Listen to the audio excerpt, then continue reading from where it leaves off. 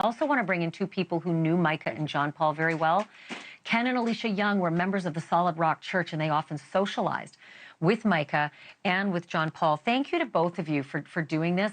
If I can, Ken, let me start with you. You were a worship leader at this church. You were there 2019 to 2020. You socialized with this couple, Mica and John Paul. You went to movies. Can you describe for me what their relationship was like? First of all, thank you for having us on. But, you know, it's kind of a loaded question. When we first met them, you know, I saw what, you know, on the surface, it seemed to be a happy relationship. There were just some things that I saw. So I got to know them more in ways that he would speak to her at times, and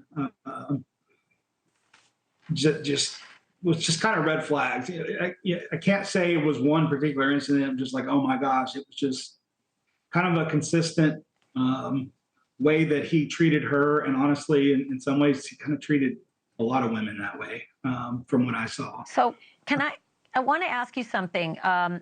I know that you have mentioned before that one of the things that you really disliked about this church and the leadership of this church in particular was that there was, quote, immorality, hypocrisy among the leadership.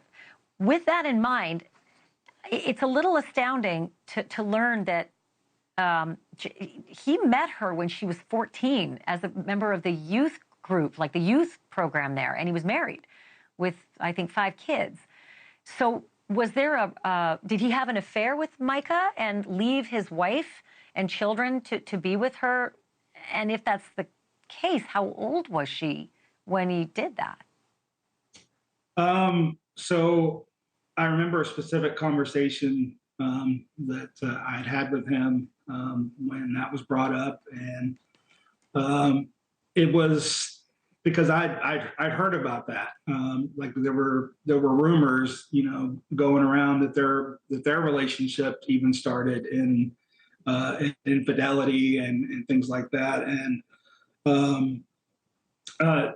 in my conversation with him, he did basically confirm that. He did not get into her age. What he said to me point blank was that she was in my youth group. We became friends. Over time, it became kind of something more. And that was probably the gist of it as far as I can remember now. I mean, it's been years ago, but it was a little concerning. And there were other members of the church. Yeah. Yeah. And there were other members. That's very concerning, right? Oh, very, yes. And there were other members of the church, though, that when I asked about it, that it was just kind of, it's something that kind of just everybody knew and accepted. And so let me ask you this, because you might give it a pass once, and maybe not. I mean, I wouldn't, but okay, some people might. They might get over it. But as I understand it, he's married, he has children, he meets a 14-year-old, eventually gets married to that older 14-year-old in her early 20s. And, you know, I don't know, Alicia, if you can add to this, but he then allegedly begins another affair with a church member who has a husband who uses a wheelchair, who mysteriously ended up dead and drowned in a pool. Is that accurate? Yes. That's what we've been told by people who have reached out. We've spoken to former church members. We've spoken to current church members, and people, and also family. It's kind of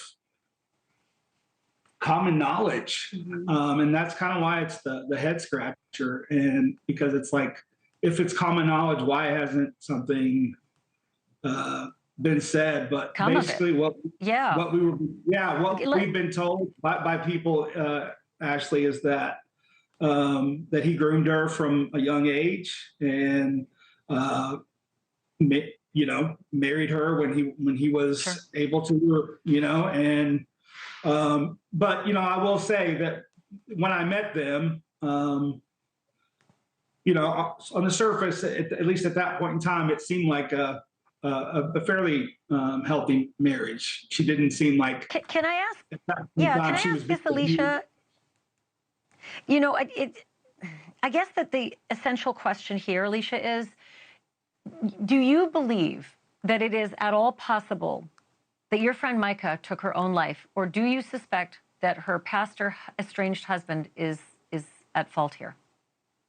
I absolutely do not believe that she took her own life, because she was energetic and her faith in God was unwavering. And she was always quick to encourage somebody else, including myself. We went to lunches together, we worked out together.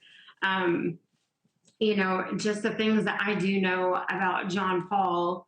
I truly do not believe that she took her own life. I do not.